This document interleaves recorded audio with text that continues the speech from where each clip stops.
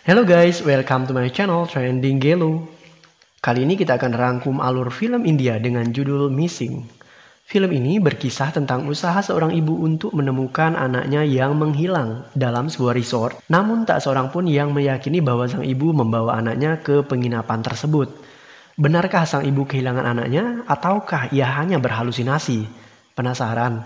Nah makanya guys, simak rangkuman alur film ini tanpa skip biar ketemu magisnya film ini, dan simak juga review di bagian akhir video ya. Oke, tanpa banyak basa-basi kita langsung ke TKP.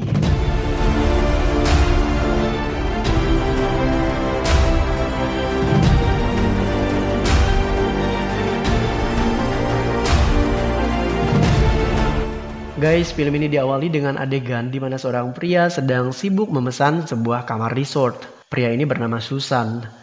Ia adalah pria yang genit. Di sisi lain, tampak seorang wanita sedang menunggunya di lobi resort. Wanita itu bernama Aparna. Aparna diketahui membawa anak berusia 3 tahun.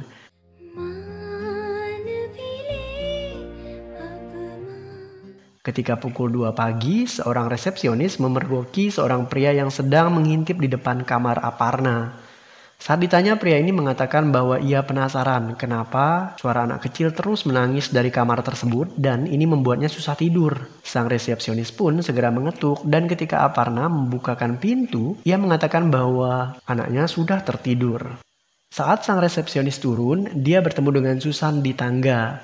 Dan pria itu tampak menggodanya, namun ia tidak tertarik. Malam itu Susan dan Aparna menghabiskan malam berdua layaknya pengantin baru guys.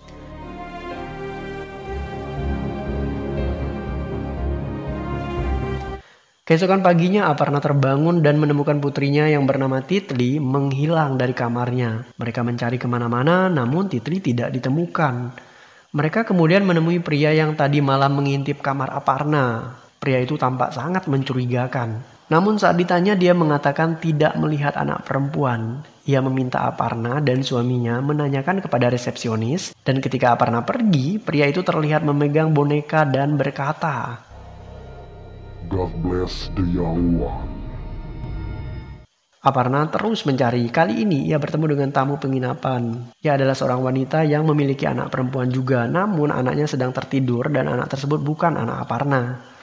Aparna kemudian menemui seorang pelayan resort dan bertanya tentang putrinya. Ia menjelaskan bahwa putrinya mengenakan baju tidur bergaris warna biru. Sang pelayan pun menenangkan Aparna dengan mengatakan bahwa pihak resort akan mencari putrinya itu. Mereka mencari ke seluruh sudut resort, namun Titli tidak ditemukan. Saat mereka memeriksa kolam renang, Aparna menemukan sebuah boneka Titli yang ada bersama dengan pria yang tadi malam mengintipnya. Aparna curiga dan ia meminta suaminya untuk memeriksa kamar pria tersebut. Namun setelah dicermati, boneka tersebut bukan milik Titli, melainkan boneka milik anak tamu resort yang lain guys. Aparna makin panik, ia meminta Susan menelpon polisi, namun pria ini menolak dengan alasan hal itu bisa mengganggu reputasi resort, tempat di mana mereka menginap. Susan memutuskan untuk mencari Titli dan jika dalam waktu 30 menit ia tidak menemukannya, dia baru akan menghubungi polisi. Sesaat sebelum mencari Titli, Susan mengatakan bahwa ia tidak pernah tahu seperti apa ciri-ciri Titli, karena ia belum pernah melihat wajahnya. Di sisi lain, Aparna tidak memberikan fotonya kepada Susan. Film kemudian beralih ke alur mundur di mana Susan pertama kali bertemu dengan Aparna. Mereka bertemu di sebuah kapal pesiar. Dari percakapan mereka, diketahui jika suami Aparna meminta cerai, namun Aparna menolaknya. Karena penolakan itulah Aparna mencium gelagat suaminya ingin menghabisi dia dan anaknya. Untuk itu Aparna melarikan diri menuju ke sebuah pulau bernama Mauritius dengan kapal pesiar tersebut. Dan dalam pelariannya ia bertemu dengan Susan. Saat berada di kapal pesiar itu, Susan tak pernah melihat wajah putri Aparna. Anak itu lebih banyak berbaring di kamarnya dengan ditutupi selimut. Saat membuka tas Aparna untuk mengambil popok bayi, Susan menemukan pisau dan setelahnya Aparna menjelaskan bahwa seseorang membuntutinya dan pisau itu ia gunakan untuk berjaga-jaga. Mendengar cerita Aparna, Susan menawarkannya untuk menginap di sebuah resort dan ia pun setuju. Nah, jadi begitu ceritanya guys. Itulah sebabnya Susan tidak pernah mengenali putri Aparna karena mereka bukan pasangan suami istri. Dan dari awal Aparna selalu menyembunyikan wajah anaknya. Saat Susan mencari Titli, Aparna sudah menghubungi polisi terlebih dahulu. Dan ini membuat Susan panik karena saat check-in di resort, Susan mengatakan nama samaran yaitu sebagai Tuan Dabi. Dan seolah-olah mereka berdua adalah pasangan suami istri. Susan meminta Aparna berpura-pura seakan-akan mereka pasutri dan Aparna menyanggupinya dengan sangat terpaksa. Polisi yang bernama Budu segera tiba di TKP. Ia memeriksa tiket perjalanan keduanya dan mencurigai kenapa kedua tiket tersebut dipesan dengan tanggal yang berbeda dan mereka naik dari pelabuhan yang berbeda juga.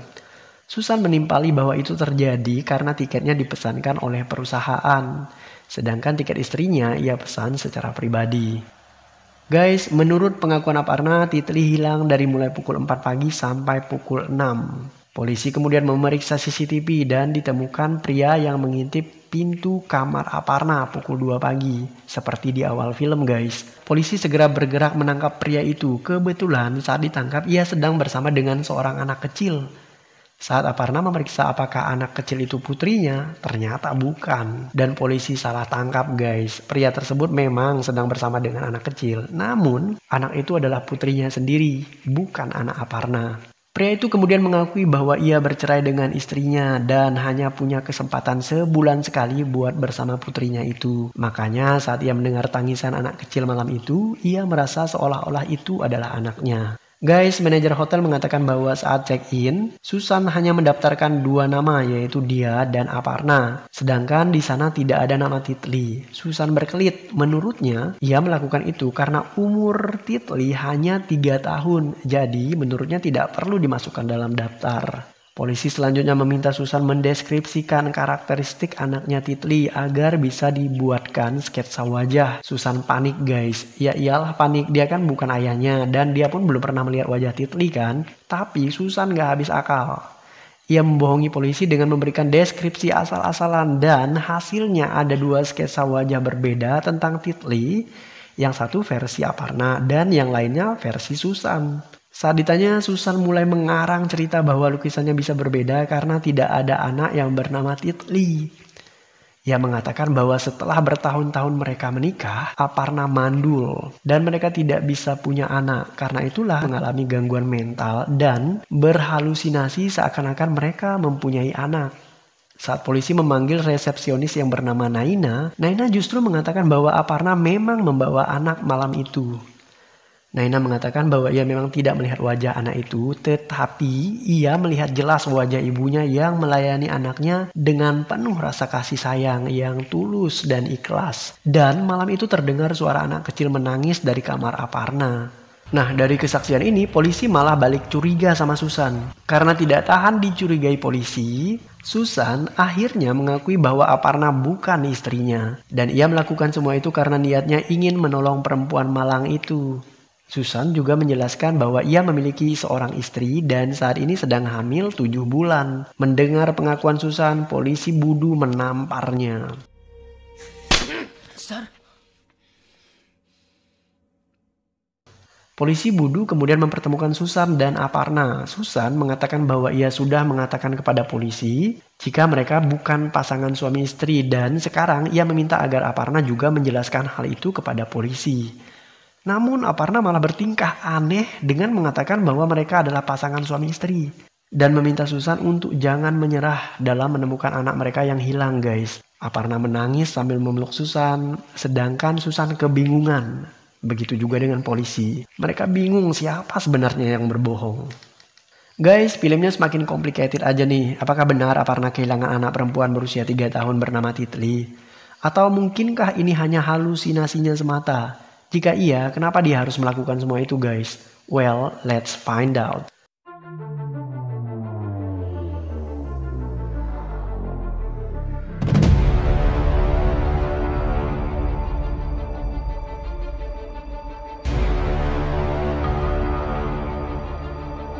Jadi begini nih kebenarannya, saat Aparna menangis untuk memeluk Susan, polisi bingung siapa yang berkata jujur. Susan kemudian meminta polisi keluar dari ruangan itu karena ia ingin berbicara secara personal kepada Aparna. Ketika polisi keluar, Susan mengatakan kepada Aparna bahwa ialah yang menculik Titli. Ia melakukan itu karena perintah suami Aparna. Guys, polisi mengecek kebenaran yang dikatakan Susan. Polisi menelpon rumah Susan dan dijawab oleh sang perempuan yang mengakui bahwa ia adalah istri Susan. Polisi pun menyadari jika memang Aparna lah yang berhalusinasi. Saat polisi bergegas ke kamar Aparna, mereka menemukan kamar tersebut telah kosong. Tak lama setelah itu, ada kakek tua yang mendatangi penginapan tersebut dan mengatakan bahwa ia mencari anaknya yang hilang, yang bernama Titli. Susan membawa Aparna ke hutan. Ia mengatakan bahwa Titli disembunyikannya di sana, namun saat mereka tiba di tengah hutan, Susan mengatakan bahwa ia tidak menculik Titli. Ia sengaja berbohong kepada polisi dan Aparna supaya ia bisa lari dari polisi, dengan demikian kasusnya nggak ketahuan oleh istrinya. Karena itu bisa merusak keluarganya sekaligus istrinya akan menceraikannya. Mengetahui Susan berbohong dan tidak ada Titli di sana, Aparna kemudian membunuh Susan. हिम्मत कैसे हुई तितली के बारे में ये सब बकवास करने की? तितली है. Film beralih ke adegan di mana kakek tua yang mendatangi polisi di resort untuk mencari anaknya yang hilang. Kakek tua tersebut mengatakan bahwa anaknya berusia 34 tahun dan ia baru saja kabur dari rumah sakit jiwa. Ketika kakek tua itu menunjukkan foto anaknya, polisi jadi sadar jika itu adalah Aparna. Dan film pun berakhir.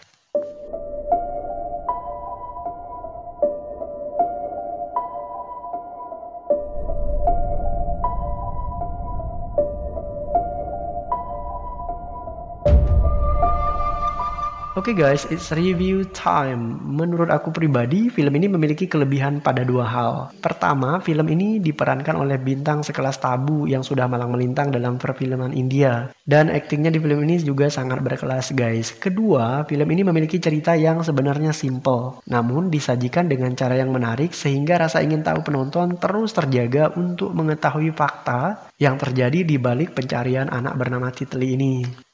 Untuk kekurangannya sendiri, film ini memiliki twist ending yang mengejutkan, di luar dugaan, tapi mengecewakan. Ketika mengetahui bahwa Aparna adalah Titli, dan ia hanyalah wanita yang mengalami gangguan mental, jujur aku pribadi agak sedikit kecewa untuk ending film ini. Sebenarnya ada film yang kisahnya mirip dengan film Missing ini guys, yang ceritanya juga berkisah tentang wanita yang mencari anaknya yang hilang dalam sebuah penerbangan. Namun di film tersebut endingnya keren banget, ternyata wanita ini tidak berhalusinasi, tapi justru anaknya diculik oleh para pembajak pesawat. Nah, jadi menurut aku ending di film ini kurang terlalu tajam dan memang mengecewakan. Oke, secara personal overall aku memberikan nilai 7 dari 10 untuk film Missing ini guys. Nah, bagaimana dengan Anda?